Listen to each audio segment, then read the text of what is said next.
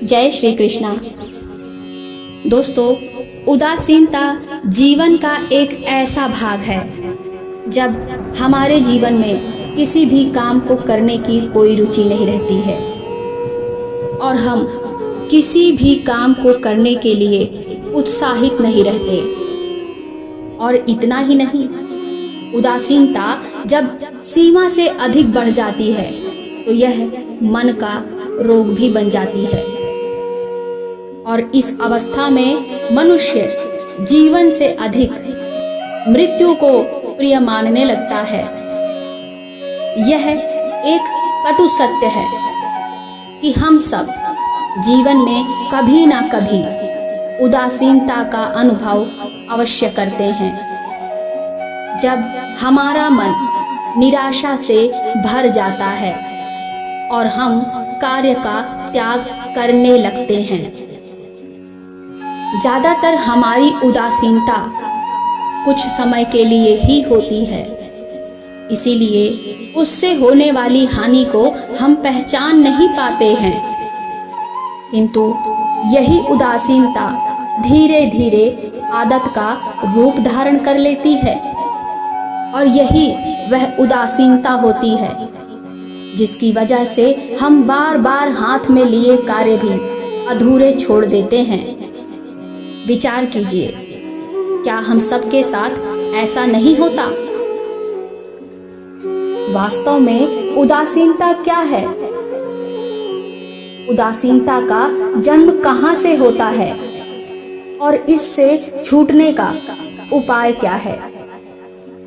वास्तव में उदासीनता मन की ऐसी स्थिति का नाम है जब हमें अपनी तकलीफों, अपनी कठिनाइयों, अपनी परेशानियों का, इन सब का कारण अपने से बाहर दिखाई देता है और हम कहते हैं कि समाज बुरा है, हमारा स्वामी गलत है, पति या फिर पत्नी का बर्ताव गलत है, हमारे जीवन की परिस्थितियां प्रतिकूल हैं, यह समय हमारा साथ नहीं दे रहा है और इसी तरह के ना जाने कितने बहाने बनाते हैं।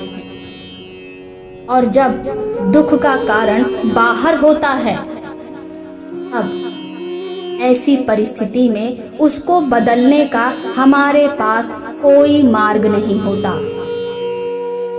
क्या यह सत्य नहीं?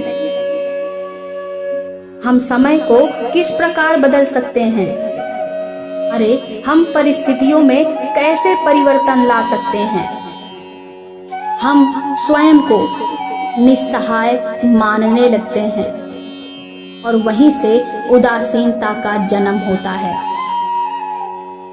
विचार करो, क्या यह सत्य नहीं?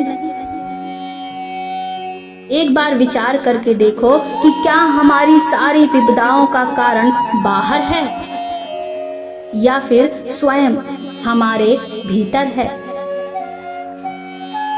हमारे बुरे हालात क्या दूसरों के कारण है? हमारा स्वयं का परिवार क्या हमारा शत्रु है? क्या हमारा समाज हमारा दुश्मन है? या फिर हमारी परिस्थितियां हम स्वयं निर्मित करते हैं? जरा विचार कीजिए।